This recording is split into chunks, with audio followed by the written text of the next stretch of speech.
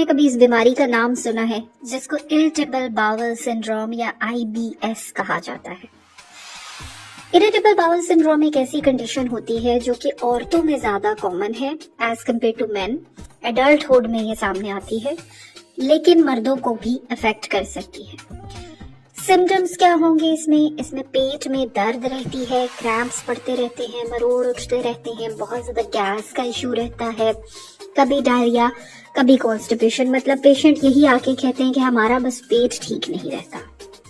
اب اس بیماری میں ایسا ہو کیا رہا ہے کہ یہ پیٹ کو اتنے برے طریقے سے افیکٹ کر رہی ہوتی ہے؟ ہوتا کچھ یوں ہے کہ ہمارا جو ڈائجسٹو سسٹم ہے، کھانے کا جو نظام ہے، اس میں کچھ پارٹس ہوتے ہیں جس میں کہ ہمارا کھانے کی نالی ہے، خوراک کی نالی ہے، اسٹمک ہے، پھر اسمال انٹسٹائن ہے اور لارج انٹسٹائن ہے. اس بیماری میں جو پرابلم ہے وہ لارج باول یعنی لارج انٹسٹائن میں ہوتی ہے. نارمل آدمی میں یہ ہوگا کہ کھانا ان سارے ایریا سے پاس کرتا ہوا لارج باول لارج انٹسٹائن میں آئے گا اور آرام سے اسٹول پاس ہو جائے گا. بٹ اس ڈیزیز میں IBS میں ایسا نہیں ہوتا. IBS میں جو لارج انٹسٹائن ہے، جو بڑی آنت ہے، وہ بہت زیادہ سینسیٹیو ہو جاتی ہے. اس کے نتیجے میں پانی کی لیس ایبزارپشن ہوتی ہے، ڈائریا ہو جاتا ہے، اور کبھی کبھی لیس سینسیٹیو ہو جاتی ہے جس کی وجہ سے پانی کی ایبزارپشن پر اگین افیکٹ ہوتا ہے اور کانسٹیپیشن ہو جاتی ہے.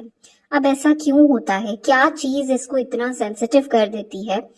بعض کیسز میں ایموشن اور سٹریس، بعض کیسز میں انفیکشن، اور بعض دفعہ میڈیکیشنز مل کے بڑی آنت کو اتنا سینسیٹیو بنا.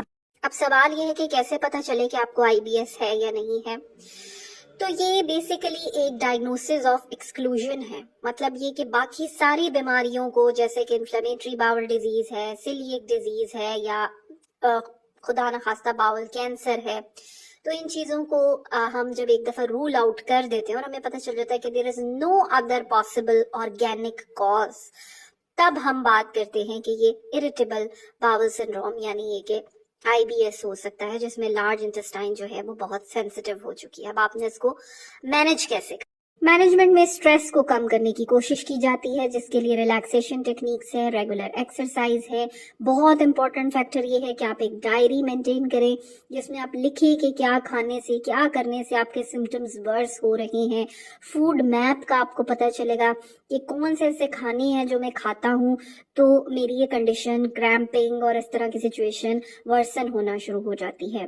پھر بعض کیسز میں ہم میڈیکیشنز بھی دیتے ہیں پیشنٹس کو جو کہ سینسیٹیوٹی کو کم کرتی ہیں، ڈائریا میں ریلیف دیتی ہیں، کانسٹیپیشن میں ریلیف دیتی ہیں.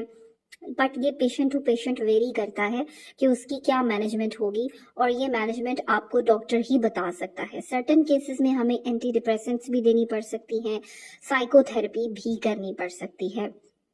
اس کے سمٹمز جو ہے وہ ویسے ویری کرتے رہیں گے، آئیں گے جائیں گے، لیکن یہ ہے کہ ٹریٹمنٹ کے ساتھ ہم اس کو انڈر کنٹرول لے کر آ سکتے ہیں.